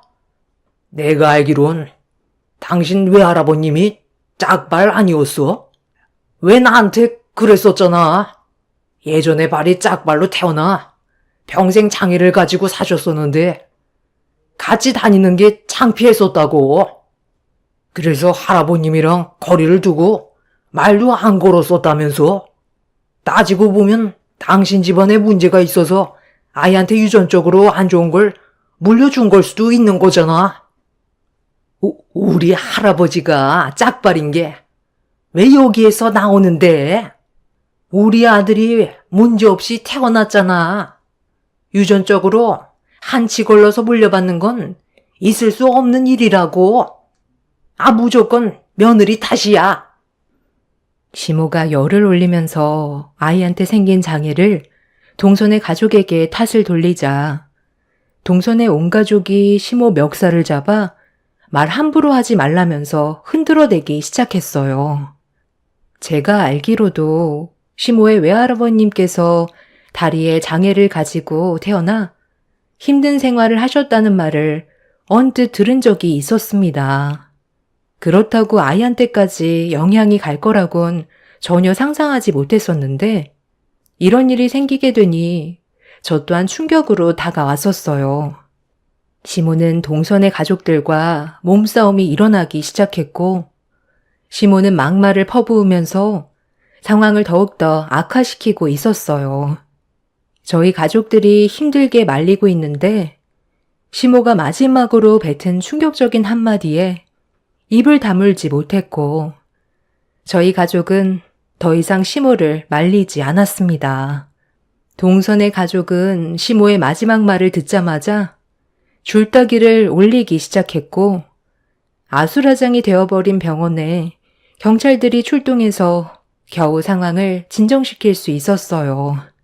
시모는 아이가 장애를 가지고 살아가느니 차라리 세상을 떠나는 게 100번 낫겠다며 아이 때문에 자기 아들 불행길을 걷게 할 수 없다고 막말을 퍼부었었죠. 시동생은 자기 엄마에게 많이 실망했는지 다시는 얼굴 보고 싶지 않다는 말을 꺼냈어요. 시부도 시모에게 질려버린 듯 집으로 돌아가셨습니다. 원장님은 추가적인 검사를 진행해야 될 것 같다면서 아이의 다리에 문제가 생긴 거에 대해 정밀 검사를 시작했고 동서는 눈물을 흘리면서 괴로워하고 있었어요. 그렇게 아이의 몸 상태에 대해 정밀 검사를 진행한 결과 또 한 번 놀랄만한 말을 듣게 되었습니다. 간혹가다 뱃속에 웅크리고 있던 아이가 관절이 틀어지는 경우가 있는데 물리치료를 병행하면서 제자리로 잡아주면 다시 원상태로 돌아올 것 같다며 관절의 길이도 다행히 양쪽 다리가 똑같다는 말을 들을 수 있었어요. 원장님은 아이의 몸에 장애가 있는 게 아니라며 치료만 잘 받으면 정상으로 돌아올 수 있다고 희망적인 말을 해주셨고 온 가족이 아이가 정상이라는 말에 눈물을 쏟아내었습니다. 집으로 돌아간 시모는 그 소식을 듣자마자 급하게 산부인과로 왔지만 관계자분들이 시모를 산부인과로 들여보내지 않았어요.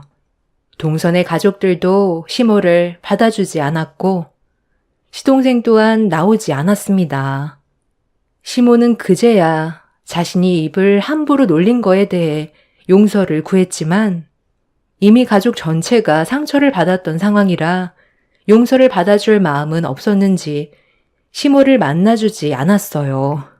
시모는 저에게 사정하면서 동선의 가족에게 좋게 좀 설명해 달라고 부탁했지만 저도 시모의 말을 들어주고 싶지 않아 무시해 버렸습니다. 그렇게 집으로 돌아온 이후 지금까지 시모와 얼굴 한번 안 보고 지내고 있어요. 동서내외도 마찬가지로 시모와 연을 끊어버린 상태입니다. 아무리 아이한테 몸에 문제가 생겼다 해도 해선 안 될 말이 있는 건데 차라리 세상 떠나게 해주는 게 모두를 위한 길이라고 했을 땐 가족들 모두 너무 큰 충격을 받았었죠. 앞으로 평생 얼굴 안 보고 살려고요. 그게 가족들을 위한 길인 것 같습니다. 시모의 입방정이 결국 자신에게 안 좋은 결과로 돌아오게 된 사건이었습니다. 지금 현재 시부와는 따로 만나고 있지만 시모와는 얼굴 한번 안 보고 지내고 있어요. 수도 없이 전화가 와서 번호까지 바꿔버렸습니다. 제 사연을 들어주신 여러분들께서도 많은 걸 느끼셨으면 좋겠어요. 사람의 입은 보이지 않는 칼과 같다잖아요. 생각 없이 뱉은 말이 평생 씻을 수 없는 상처로 돌아온다는 걸 제 사연을 통해서 많은 분들이 느끼셨으면 좋겠습니다. 감사합니다. 안녕하세요. 사람이 살다 보면 누구나 실수는 할 수 있다고 생각해요. 하지만 잘못을 알면서도 그 행동을 고치지 않는다면 그에 따른 처벌도 당연하게 받아들여야겠죠. 저는 현재 남편과 결혼 생활한 지 3년 차가 되어가고 있는데요. 1년 차 때 남편이 명절 전에 출장을 다녀온 적이 있었어요. 명절 당일 집에 온다고 했는데 좀 늦어서 바로 시댁으로 출발하겠다고 하길래 저 혼자 결혼 후 첫 명절을 남편 없이 보낸 적이 있었습니다. 해외에서 사업을 워낙 크게 하다 보니 남편의 입장을 이해 못 해주는 건 아니었지만 기분 좋지 않았던 건 시댁 식구들이 저희 부부의 결혼을 좋게 허락해 준 건 아니었기 때문에 좋은 감정으로 시댁에 갈 수가 없었습니다. 남편이 이런 사실을 알고 있어서 명절날 저와 함께 시댁에 가기로 했던 거였는데 사업이라는 게 갑자기 예상치 못한 변수도 생기잖아요.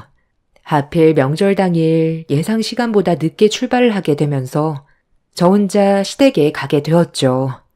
남편은 자기랑 같이 가면 되니 집에서 기다리고 있으라고 했지만 시모한테 전화가 와서 언제 올 수 있냐고 재촉하는데 남편 올 때까지 기다렸다가 가겠다는 말은 입 밖으로 나오지 않았습니다. 저 혼자서라도 시댁에 미리 와서 명절 음식 만드는 걸 도와줘야 되는 거 아니냐는 말을 하시더니 형님들은 새벽에 와서 음식 준비하고 있다며 서둘러 오라는데 얼굴 붉히는 상황이 만들어지기 전에 서둘러 가는 게 좋을 것 같아 저 혼자 시댁을 가게 된 거였어요. 워낙 결혼을 심하게 반대해서 머뭇거리게 된 거였지만 잘하는 모습 보여드리면 어느 정도는 좋게 봐주실 것 같아 시댁에 가자마자 양손 걷어올린 뒤 형님들 사이에 껴서 일손을 도왔습니다. 형님이 둘이나 있지만 둘 다 저를 좋은 시선으로 바라봐 주지 않아서 음식 만드는 동안 분위기는 별로 좋지 않았어요.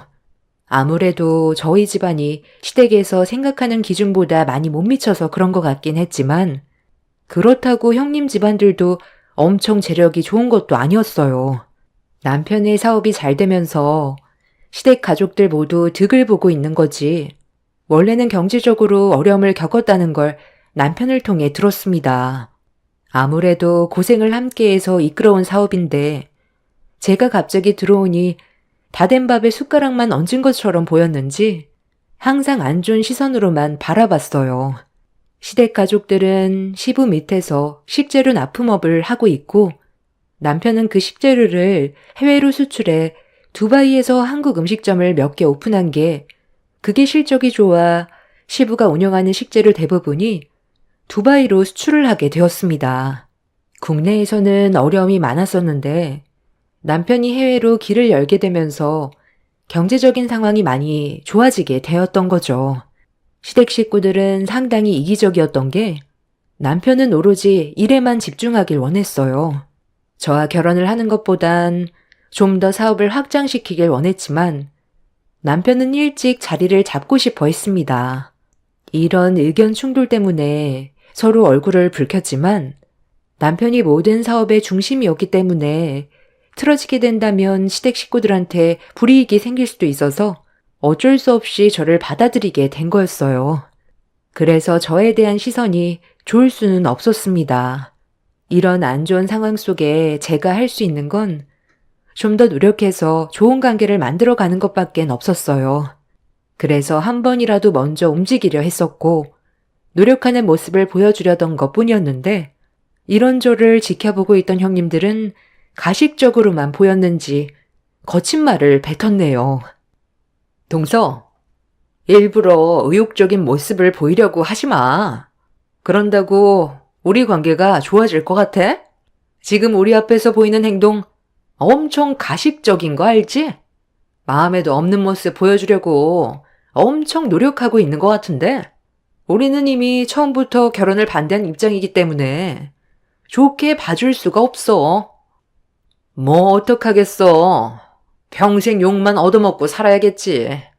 여기까지 사업을 확장시키려고 얼마나 많은 노력을 기울였는데 뒤늦게 들어와서 편하게 먹고 살려는 동서가 우리 입장에선 얼마나 꼴보기 싫겠어? 서방님은 해외에서 사업을 더 확장해야 되는데 동서랑 결혼하면서 더 이상의 사업은 확장하지 않고 지금을 유지하려고만 하잖아? 관리하는 담당자 하나 만들어서 더는 해외로 나가지 않을 생각을 가지고 있는 것 같은데 돈 벌 수 있는 기회가 앞으로 무궁무진한데 동서 때문에 여기서 멈추려고 하면 누가 좋아하겠어? 서방님 하나에 몇 명의 입이 달려있는지 알아? 우리 집안 사람들 전부 다 서방님 덕에 폐업할 뻔한 거 힘들게 일어설 수 있었는데 동서는 무슨 노력을 했는데? 아무것도 하지 않고 뒤늦게 들어와서 편하게 살고 있잖아? 동네에서 손바닥만한 카페 하나 운영하면서 감히 우리 서방님을 넘봐? 아유, 이제 와서 뭐 어쩌겠어. 우리가 그 난리를 쳐도 결혼 강행했잖아. 둘이 좋아 죽겠다는 거 뜯어 말린다고 되는 일도 아니고 현실을 받아들이고 우리가 할 수 있는 일만 하면 되는 거야. 네가 우리 집안의 며느리로 들어온 이상 각오는 했겠지? 이렇게 될 거라는 거 모르는 것도 아니었을 테고 앞으로 더 심해질 텐데 감당할 수 있겠니? 지금이라도 늦지 않았으니 도장 찍고 싶으면 언제든지 얘기해라. 그리고 나는 내 아들의 배필로 능력 좋은 집안의 여자를 며느리감으로 원했는데 쥐구멍만한 카페 하나 운영하는 네가 며느리로 들어오게 될 줄 꿈에도 몰랐다. 두바이에서 재력 있는 집안의 여자를 데려와야 한다고 그렇게 입이 닳도록 얘기했는데 하필 데려와도 이런 쓸데없는 애를 데려와서 내 속을 뒤집어 놓다니. 불효가 따로 없지만 걔가 우리 집안을 일으켰으니 어쩌겠어. 참아야지. 어머님, 참으면 병된다는 거 아시잖아요. 이러다 화병 나서 제가 먼저 병원에 입원하겠어요. 종서, 이런 말 듣고도 붙어 있고 싶은 거야? 저 정말 그 일을 사랑하고 있어요. 제가 많이 부족해 보이고 마음에 안 들겠지만 저희 결혼까지 했는데 좋게 생각해 주세요. 도움될 만한 걸 찾아볼게요. 이미 자리가 다 잡혔는데 도움될 만한 게 뭐가 있겠어? 벌어는 돈만 쓰기 바쁘겠지. 계속 버티려 해봤자 동서만 힘들어질 텐데 지금 신혼이라 그렇지. 사랑 그게 얼마나 갈 것 같니? 시댁에 들어가자마자 두 형님과 시모가 저에 대한 불만을 쉬지 않고 쏟아냈어요. 본인들이 원하는 여자가 아니라 해도 남편과 결혼을 했고 저도 최선을 다해 노력하려는 모습을 보이려 했는데 그런 저에게 좋은 모습을 찾으려는 것보단 남편과 이혼시키려고 저에게 온갖 상처되는 말들을 아끼지 않고 퍼부었습니다. 그런 힘든 시간을 버텨내면서 묵묵히 음식을 다 만든 뒤 잠깐 화장실에 들어와 힘든 감정을 가라앉히며 숨을 고르고 있는데 남편한테 전화가 왔어요. 이제 막 한국으로 귀국해서 시댁으로 오고 있다는 연락을 받게 되었습니다. 남편의 목소리를 듣자마자 서러움이 북받쳐 올라와 눈물이 쏟아져 나오려는 거 최대한 억누르며 참아냈어요. 제가 힘들어하는 걸 남편한테 얘기했다가 오는 도중에 사고라도 날까봐 최대한 감정 조절한 뒤 전화를 끊고 다시 거실로 나왔는데 시댁 식구들이 주방에 모여 식사를 하고 있더라고요. 조심스럽게 주방으로 들어갔는데 제가 앉을 자리는 없었습니다. 시모는 남편과 전화통화를 했는지 시부에게 1시간 뒤에 도착한다면서 먼저 먹고 있으면 될 것 같다고 설명을 한 뒤 다들 다닥다닥 붙어선 힘들게 만든 음식을 개걸스럽게 먹기 시작했어요. 뭘 몰뚱이 서 있니? 너도 가서 밥 먹어라. 별로 해줄 건 없고 물은 올려놨으니 바로 끓여서 먹기만 하면 될 거다. 음식 만드느라 느끼했을 텐데 너도 많이 먹거라. 아유, 그래도 어머님이 동서가 고생한 거 생각해서 바로 라면 끓여 먹으라고 물까지 올려주신 거 보면 어머님은 정말 마음이 태평양처럼 넓은 것 같아요. 거기 찬밥도 있으니까 부족하면 밥도 말아 먹어라. 네가 차린 음식 솔직히 별로 맛은 없는데 배고프니까 그냥 먹어주는 것뿐이야. 내 아들 오기 전에 후딱 먹고 해치워라. 괜히 이런 모습 보이면 걔 성격상 한바탕 난리칠 게 뻔한데 생각이 있으면 너도 조심하겠지. 가뜩이나 우리 집안 식구들에게 안 좋은 시선으로 꽂혀 있는데 상황을 더 심각하게 만들겠어? 음식 만들 때 긴장 많이 했구나. 간이 제대로 맞는 게 하나도 없네. 저런 애를 며느리로 데리고 살아야 하니? 아유, 정말 답답하다. 당신이 좀 만들지 그랬어. 눈앞에 보이는 사내진미가 보기에는 먹음직스러웠는데 입에 들어간 순간 뱉을 뻔했네. 겨우 목구멍으로 넘어간 거 알아? 재수씨, 앞으로 음식은 안 하는 게 좋겠어요. 비싼 식재료가 너무 아깝잖아요. 어느 정도껏 해야 입에 들어가지. 나도 그냥 라면이나 끓여 먹어야 되나? 아유, 솔직히 명절 음식은 웬만해선 실패하기 어려운데 음식 정말 못 만드나 보네.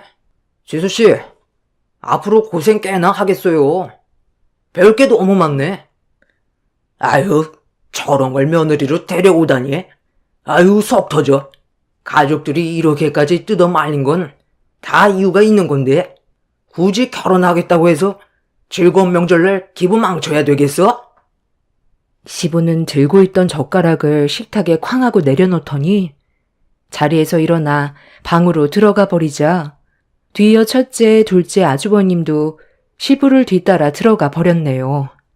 형님들은 한숨을 쉬더니 음식 하나도 못하는데 앞으로 어떻게 같이 살아가냐면서 시모에게 불만을 터뜨렸습니다. 저는 옆에서 시키는 대로만 했을 뿐 따로 간을 한 적이 없어서 이런 상황들이 억울했어요. 시모는 아무 말 없이 자리에서 일어나 방으로 들어갔고 형님들은 저 혼자 다 먹으라면서 분노를 표출한 뒤 시모를 따라 들어가 버렸습니다. 그렇게 혼자 주방에 남아있던 저는 팔팔 끓고 있던 냄비에 불을 끄고 식탁에 올려져 있던 음식들을 입안으로 집어넣는 순간 깜짝 놀라 입에 있던 음식을 싱크대에 뱉어버렸어요. 입에 넣기가 무섭게 너무 짜서 깜짝 놀라 당황스러워 뭔가 잘못된 것 같아 아직 접시에 담지 않은 음식을 맛보는 순간 저를 일부러 욕먹게 하려고 저지른 짓이라는 걸 알 수가 있었습니다. 기분이 정말 나빴던 저는 억울한 누명을 벗어버리려고 시부모님 방문 앞에 섰는데 옆방에서 둘째 형님 내외의 대화 소리가 제게로 들려왔어요. 자세하게 들리진 않았지만 정확하게 듣게 된 한마디는 둘째 형님이 음식 위에 소금을 뿌렸다는 걸 알 수 있었고 이런 사실을 알고도 넘어간 아주버님도 이해할 수가 없었습니다. 너무 화가 나 방문을 두드리려는 순간 현관문이 열리면서 남편이 들어와 저를 보며 밝게 웃어주는 모습에 결국 눈물이 왈칵 쏟아져 버렸습니다. 남편은 당황해선 저를 급하게 방으로 데리고 들어갔어요.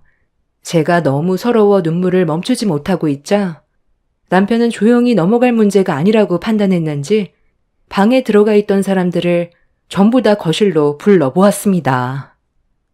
아유, 깜짝이야. 인기척도 없이 언제 온 거야? 왔으면 왔다고 말을 해야지. 배고플 텐데 서둘러 밥부터 먹게 주방으로 들어가자. 엄마가 오늘 특별히 음식에 신경 좀 썼다. 제가 지금 밥 먹을 기분으로 보이세요? 분명히 부탁을 했을 텐데요. 저 없는 동안 이 사람 좀 잘 좀 부탁한다고 했잖아요.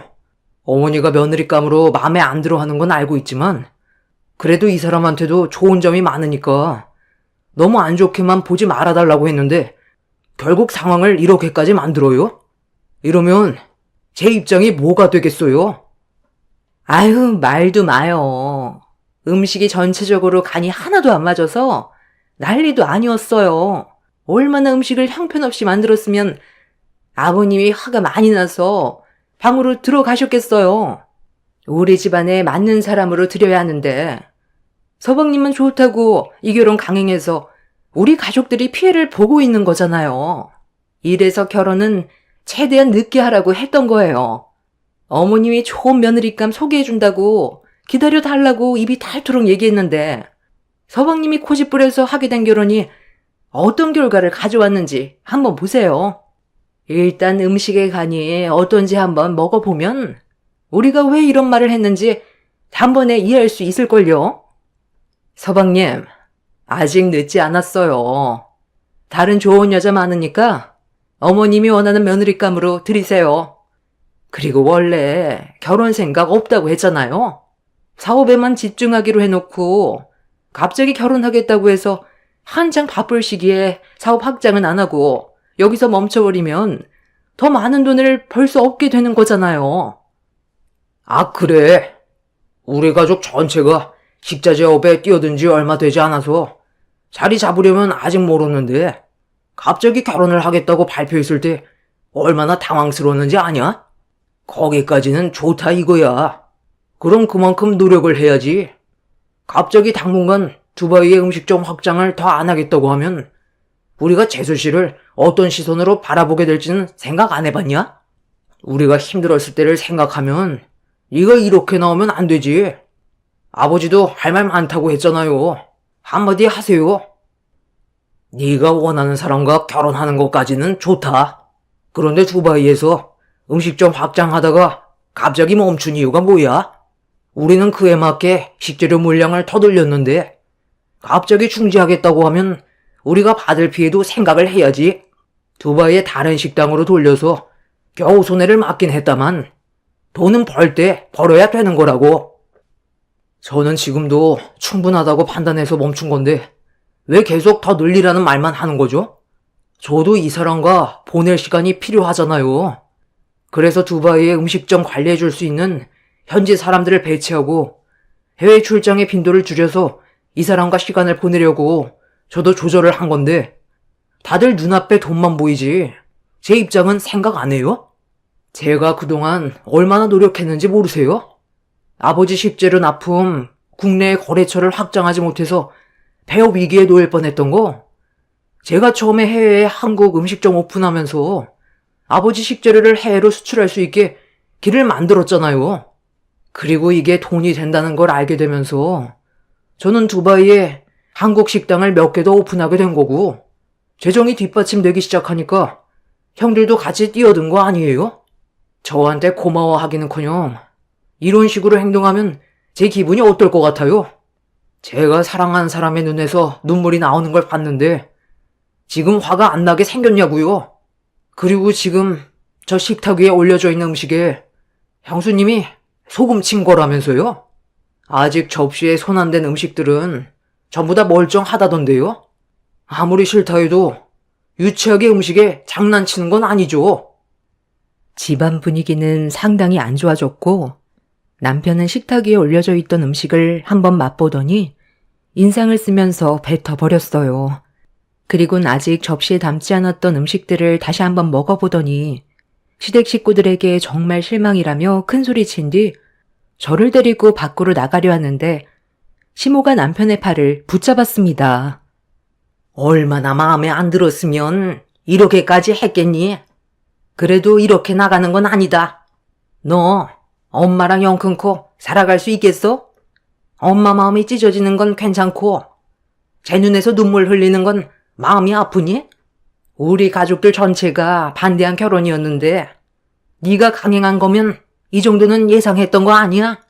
모든 걸 좋게 받아들일 수는 없는 거잖아. 우리에게도 시간이 필요하니 너도 이해하고 더 이상 일을 크게 만들지 마라. 여기까지만 하고 일단 밥부터 먹자. 아니요. 지금 기분으론 얼굴 마주보고 밥 먹기 싫어요. 일단 이 사람 데리고 집으로 들어갈게요. 나중에 기분 풀리면 그때 다시 연락드릴게요. 화가 머리끝까지 올라온 남편은 더 이상 아무 말도 듣지 않고 저를 데리고 시댁에서 나왔습니다. 시모는 그런 남편의 행동에 흥분을 가라앉히지 못하고 난리를 쳤지만 남편은 전혀 동요되지 않고 저를 차에 올려 태웠어요. 그리고 한동안 일적인 일 외엔 개인적인 연락도 받지 않고 시댁에도 오지 않겠다면서 그렇게 차를 출발시켰습니다. 남편은 저에게 미안하다는 말에엔 아무 말도 하지 않았어요. 그렇게 남편이 저를 데리고 간 곳은 친정집이었고 남편은 장인어른과 술 한잔하면서 현재의 어려운 상황에 대해 대화를 풀어나갔습니다. 아빠는 부유한 사람들일수록 재력이 있는 집안과의 결혼을 원하는 건 당연한 거라면서 시댁 식구들의 행동이 어쩌면 당연한 걸 수도 있지만 그건 사람마다 개인적인 기준이 달라서 관계가 쉽게 좋아질 것 같지는 않다고 했어요. 특히 가족끼리 사업하는 게 불편할 거라고 앞으로 제가 시댁 식구들 때문에 힘들어질까봐 걱정을 하셨습니다. 그날 이후 남편은 생각이 많아졌는지 얼굴빛이 어두워졌어요. 그렇게 첫 명절이었던 추석은 안 좋은 기억으로 남게 되었고 남편은 전화통화로 해외 음식점들을 관리하면서 한국에서 일처리를 했어요. 상당히 바빠 보였는데 무언가를 준비하는 듯 보였습니다. 남편은 저를 위해 출장 빈도를 줄이고 국내에서 모든 일처리를 끝내길 원했어요. 본인도 장기간의 출장이 많이 힘들다면서 예전과는 다른 방식으로 일을 하길 원했습니다. 시댁 식구들은 남편에게 업무차 전화하는 것 외엔 서로 어떠한 연락도 주고받지 않으면서 일적인 관계로만 유지해오고 있었습니다.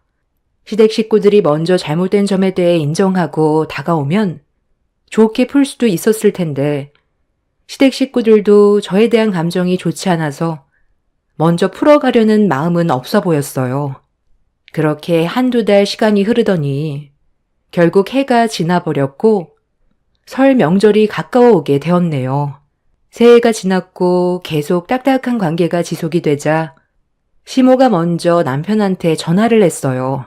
곧 명절이라 이번이 서로의 감정을 풀어낼 수 있는 기회라고 생각했는지 남편과 최대한 좋게 풀어가려 했지만 명절날 남편은 두바이에 잠깐 다녀와야 하는 일이 생겨서 저 혼자 시댁에 보내는 걸 강하게 거부했습니다.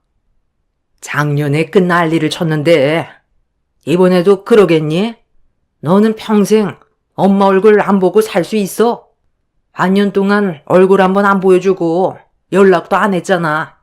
이런 관계가 지속이 되면 서로의 감정만 안 좋아질 텐데 명절 핑계 삼아 서로 얼굴 보고 풀면 좋잖니? 너도 이렇게 사는 거 원하지 않잖아. 가족들과 등지면서 생활해보니까 정신적으로 많이 힘들지 않았어? 엄마도 그렇지만 가족들 전부 웃음기가 사라졌다. 이게 사는 거니? 이번 명절에 며느리한테 그때처럼 하지 않을 거니까 걱정 말고 일단 먼저 보내거라. 엄마도 그동안 정말 많은 생각을 해봤는데 앞으로 살 날 얼마나 남았다고 얼굴 붉히면서 사는 것보단 이해하고 넘어가 주기로 했으니까 너도 엄마 믿고 며느리 보냈으면 좋겠구나. 너희 아버지도 그땐 화낸 거에 대해 많이 후회하고 있는지 술 한잔 하고 싶다고 했어. 그러니 이번에는 꼭 얼굴 보는 거다. 남편은 아무 말도 없이 묵묵히 듣기만 했어요. 시모의 말투가 예전과는 다르게 상당히 부드러워졌지만 10길 물속은 알아도 한길 사람 속은 모른다고 시모가 어떤 생각을 가지고 있는지는 저희 부부도 모르기 때문에 더욱더 조심스러울 수밖에 없었습니다. 전화 통화가 끝난 뒤 옆에서 같이 듣고 있던 저에게 남편은 어떻게 하면 좋을 것 같냐고 먼저 의견을 물어봤어요. 선뜻 대답을 하지 못해 망설이고 있었는데 남편은 저에게 시댁에 먼저 가 있으라는 말을 꺼냈습니다. 가지 말라고 할 줄 알았는데 먼저 시댁에 가라는 말에 당황한 얼굴로 남편을 바라보자 자기를 믿고 일단 시댁에 가서 식구들이 정말 과거의 일들을 뉘우치고 저와의 관계를 풀어가려고 노력하는지 보고 싶다며 걱정하지 말라며 시댁에 가 있길 부탁했어요. 결혼 생활하면서 남편을 믿어왔고 저에게 피해가 가지 않게 계획을 세우겠다는 말에 저는 명절날 먼저 시댁을 가게 되었습니다. 남편은 늦지 않게 가겠다면서 저를 최대한 안심시켜 주었어요. 그렇게 남편 없이 또다시 시댁에 들어갔는데 시몬은 남편과 전화통화로 대화했을 때의 목소리와 전혀 다르게 차가운 말투로 저를 맞아주셨어요. 시댁 식구들은 하나같이 표정이 안 좋았고 분위기는 많이 가라앉은 상태였죠. 저는 현관 앞에 멀뚱히 서서 들어가지 못하고 있자 첫째 형님이 할 일이 많다며 주방을 가리키길래 일단 짐부터 내려놓고 주방으로 들어가게 되었네요. 거실에 앉아있는 시부와 아주버님들은 저와 눈도 마주치지 않았어요. 전화통화할 때 시모가 했던 말과는 다르게 예전과 달라진 건 아무것도 없었습니다. 일단 상황을 좀 더 지켜보면서 주방에서 음식을 만들고 있는 형님들을 도왔습니다. 동서도 정말 대단해. 나 같았으면 이렇게까지 방관하진 않았을 텐데 먼저 움직여서 관계 회복을 하기 위해 노력했을 거야. 어머님이 먼저 전화를 해야 오는 거야? 추석 때 안 좋았다곤 하지만 평생 얼굴 안 보고 살 수 있는 관계도 아니고 서방님은 우리와 일적으로 계속 연결되어 있어서 부딪혀야 하는 상황이 많은데 풀지 않고 있으니 얼마나 불편하겠어. 어찌됐든 우리 집안에 동서가 들어와서 이런 문제가 생긴 거 아니야? 그럼 동서가 더 노력해서 바로 잡아야 되는 거 아니냐고. 아유, 형님. 제가 그랬잖아요. 바라지 말라고요. 마음에 드는 게 하나도 없는데 눈치까지 없으니 뭘 기대할 수 있겠어요? 몇 마디 욕먹었다고 눈물이나 짜고. 에휴, 그만들 해라. 오늘 최대한 조용히 지나가기로 했으니 일단 속에 있는 안 좋은 감정들은 그만 꺼내고 서둘러 전부터 붙여라. 너도 멀뚱히 서 있지 말고 알아서 눈치껏 음식 준비하는 거 거들어라. 오늘만큼은 내 입에서 싫은 말 나오게 하지 말거라. 나도 정말 많이 참고 있으니까 빠릿빠릿하게 움직이는 게 좋을 거야. 우리 가족들이 너와 관계 회복을 하려는 게 아니라는 거 너도 잘 알지? 내 아들이 사업에 제일 중요한 역할을 하기 때문에 풀어가려는 거다. 시댁 식구들은 저에게 미안해하는 감정은 하나도 없었어요. 오로지 남편과의 관계 회복을 위해 부른 거였습니다. 기분이 좋지 않았지만 묵묵히 할 일 하면서 상황을 안 좋게 만들고 싶지 않아 최대한 노력하고 있었어요. 그런데 거실에 앉아있던 큰 아주버님이 일어나더니 주방으로 들어오는 순간 걷잡을 수 없이 분위기가 안 좋아졌고 결국 돌이킬 수 없는 상황이 만들어져 버리게 되었네요.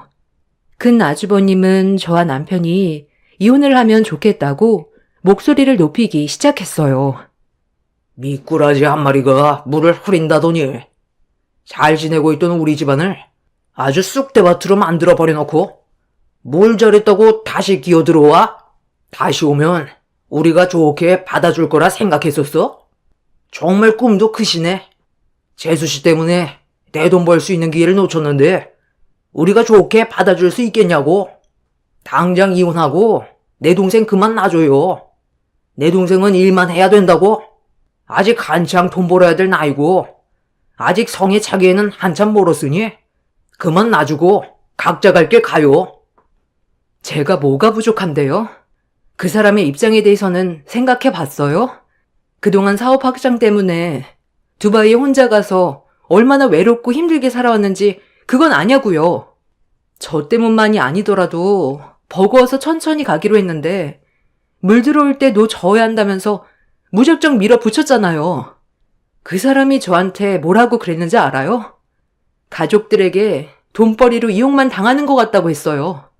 얼마나 휘둘렀으면 그런 말을 했겠냐고요. 가끔 쉴 때마다 그 사람이 왜 저희 카페에 왔는지 알아요? 조용하고 아무 생각 없이 앉아있고 싶어서 온 거라고 했어요. 그만큼 그 사람도 한계였는데 아직까지도 돈만 생각하는 거예요? 그 사람부터 생각하시라고요. 큰 아주버님의 한마디로 시작된 분열로 결국 시댁 식구들의 불만들이 또다시 쏟아져 나왔고 점점 감정이 격해지게 되자 형님들이 저를 밀치기 시작했어요. 그러더니 시모는 모이기만 하면 저 때문에 불화가 생긴다며 전소쿠리까지 제 얼굴을 향해 던져버렸습니다. 순간적으로 피하지 못한 저는 얼굴에 생채기가 생겼어요. 그리고 그 순간 현관문이 열렸고 남편이 집으로 들어왔습니다. 두바이에 있을 줄 알았던 남편이 갑자기 나타나자 시댁 식구들이 당황했는지 표정 관리를 못하고 있었네요. 지금 이거 이 사람한테 던진 거예요? 역시나 사람은 달라지지 않는다더니 내가 예상했던 거 정확하게 맞아 떨어졌네. 당신들이 가족이야? 남보다 못한 존재들이지? 나를 돈으로만 보고 있었어. 항상 느끼고 있었지만 이번만큼은 다를 줄 알았는데. 자, 이거 봐봐. 당신들이 어떤 생각을 가지고 있는지 확실하게 알아보려고 이 사람과 통화 연결을 해놓고 있는 상태였는데 속마음까지 전부 다 알게 해줘서 정말 고맙네. 당신들이 어떤 마음인지 충분히 알아서 이제 확실하게 끊어낼 수가 있겠어. 지금까지 많이 벌어왔잖아.